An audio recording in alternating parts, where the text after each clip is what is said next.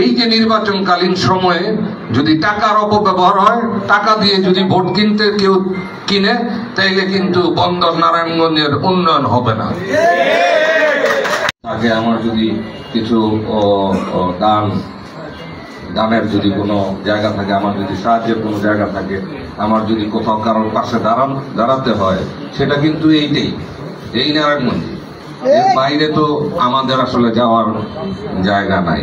যে সমস্ত সমস্যাগুলি বলেছেন আপনারা, সাবেক সহসভাপতি প্রেস ক্লাবের আমার সামনে বসে আছেন, অত্যন্ত পরিষ্কার ভাষায়, প্রতিবাদী ভাষায়, এবং সভাপতি নাগরিক উন্নয়ন ফোরামের ওনারা ভাই বলেছেন, আমাদের অর্থ সচিব উনি বলেছেন, অনেকেই বলেছেন, বহু যুগ যাবৎ অপরাজনীতির শিকার। এইখানে শহর বা বন্দর থেকে মানুষ আসে, একটা আশার ডুলি নিয়ে আসে, আশার ডুলি নিয়ে এসে নির্বাচনের ভোট করেন, ওই এটাকে বলে আপনার এই বাক্স, ভোট বাক্সতে পরে নিজের স্বার্থ হাসিল হয়ে যায়। এরপরে শুরু হয়ে যায় বন্দরবাসীদের নিয়ে নানা রকমের রাজনীতি। তার দাবিটাকে পাশ কাটিয়ে নিজেদের অবস্থানকে পাকাপোক্ত করে।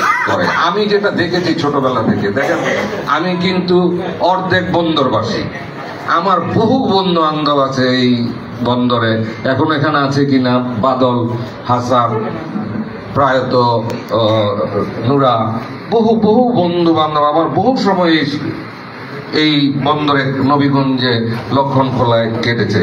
প্রতিদিন সাঁতরে, মানে গোসল করার সময় প্রতিদিন সাঁতরে একবার আসতামি, কখনো দিনে 2 বার এরকম হয়েছে। এই যে কাচ্চাখালী বলেন, লক্ষণখোলা বলেন, এই সমস্ত জায়গায় ছোটবেলা থেকে আমি এই সবার সাথে একসাথে বড় হয়েছি। আমার আত্মীয় স্বজন, আমার কলম আপনাদের হাতে আছে, এই কলম জাতির দর্পণ। আপনারা সত্যি কথাটা লিখবেন, সত্যিটারে আপনারা উঠায় ধরবেন, যেটা পারফেক্ট। আমরা ওইটা আশা করি আপনাদের কাছে। এবং এই যে নির্বাচনকালীন সময়ে যদি টাকার অপব্যবহার হয়, টাকা দিয়ে যদি ভোট কিনতে কেউ কিনে, তাইলে কিন্তু বন্দর নারায়ণগঞ্জের উন্নয়ন হবে না। এই লোকেরাই 5 কোটি টাকা খরচ করবে, 5 কোটি টাকা খরচ করে এই লোকেরাই 100 কোটি টাকা ঘরে তুলবে। এই রাজনীতি থেকে আমি একজন প্রবাস জীবনে আমি একজন শ্রমিক ছিলাম। আমি শ্রমিক থেকে আজকে উদ্যোক্তা। আজকে ধরেন আল্লাহ তাআলা এই জায়গায়, আমার এই পথ চলা, এই গত 35-30 বছরের এই পথ চলা আমি হেঁটেছি আর শিখেছি। আমার কাছে কিছু নাই, কিন্তু আমার কাছে কিছু নাই। আমাকে আল্লাহ তাআলা ওই মডেল গ্রুপের পাহারাদার নিয়োগ করেছে, আমাকে দেয় নাই, আমাকে মালিক করে দেয় নাই, কিন্তু আজকে আছে কালকে নাই। অতএব আমার কাছে যেটা আছে সেটা অভিজ্ঞতা আছে। এই অভিজ্ঞতাটা আমরা প্রবীণ মানুষ, এই প্রবীণরা নবীনদের নিয়ে, যুবকদের নিয়ে শেয়ার করে আগামীর বাংলাদেশ ওদের চোখে দেখতে পারি। এটা বাস্তবতা, কিন্তু একটু কঠিন। আমার বাপ বলতো, ভাতে গরিব হইলে চলে বাবা, যাতে গরিব হইলে চলবে না। অতএব আমাদেরকে সিদ্ধান্ত নিতে হবে যে আমরা ভাত কম খাবো না জাত খারাপ করব। প্রত্যেকবার যেরকম আপনি বলছেন যে নির্বাচনের সময় যারা প্রার্থী তারা আসে, আশার আশা দেয়, এরপরে নির্বাচন শেষ হলে না, আমরাই পারি এই সিদ্ধান্ত আমি নেই। আসলে আমরা প্রতিবাদ করতে জানি না, আমরাই কিন্তু ঘরে বসেছিলাম। গত 16 বছরের জাতীয়তাবাদী দলের এই আন্দোলনের আন্দোলন করতে করতে কোণাঠাসা কি হারে আমাদের নেতাকর্মীরা হামলা মামলা গুম হত্যা শিকার হয়েছে দেখেছেন। ধীরে ধীরে ধীরে ধীরে একটা স্পুলিং এর মতো হয়েছে। এরপরে ছাত্র জনতার 5ই আগস্টের এই যে আপনার রেভলিউশন, এই যে আন্দোলনের যে ফসল, এখন যায় হয়তো ধরেন আমরা সবাই মুক্ত, বাট এর জন্য বিএনপিকে যেই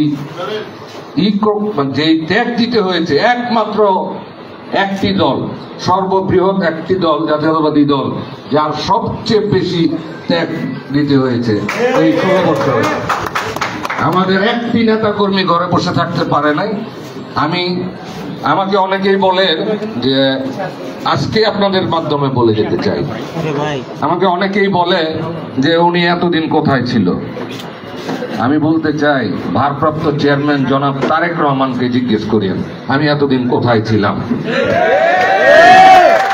আপনারা কাজ করেছেন, আপনাদেরকে অনেক অনেক ধন্যবাদ। আপনাদের ত্যাগের জন্য এই তো আজকে আমরা এই দ্বিতীয় স্বাধীনতা বলেন, বিপ্লব বলেন, অনেকে অনেক ভাষায় বলেন, কিন্তু আমি বলবো আমি শ্বাস নিতে পেরেছি। আর যাদের ত্যাগের কারণে, যে জাতীয়তাবাদী দলের ত্যাগের কারণে আমরা অস্বীকার করি না, অসম্ভব এটা অস্বীকার করা। বাট এখন আমাদের কন্ট্রিবিউশন কোথায় ছিল না, আমাদের কন্ট্রিবিউশন সারা দেশব্যাপী ছিল। কোথাও কখনো পাবনা কোনো এক ছেলে গুলি খেয়ে পা কাটা পড়ছে, তার ট্রিটমেন্ট লাগবে। কোথাও গুলি খেয়ে চোখ নষ্ট হচ্ছে চট্টগ্রামের সাতকানিয়ায়। আমরা ছিলাম এইভাবে, আমরা সারা দেশব্যাপী কাজ করেছি। সেটা কে জানেন? অত্যন্ত গোপনীয়তার সাথে করতে হয়েছে, যেহেতু আমরা ব্যবসা বাণিজ্য করি। সেটা ভারপ্রাপ্ত চেয়ারম্যান জনাব তারেক রহমান জানেন। তো আমরা আশা করি ঐক্যবদ্ধ থাকবো নারায়ণগঞ্জ বন্দর, এবং যেই সমস্ত সমস্যাগুলি আপনারা তুলে ধরেছেন, সেই সমস্ত ট্যাক্স বলেন, গ্যাস বলেন, বিদ্যুৎ বলেন, সেতু একটা প্রধান দাবি। কেন সেতু একটা হবে? স্বাধীনতার 54 বছর পেরিয়ে গেছে, এক সেতু তাও ভুল সেতু, তাও রাইট না। আর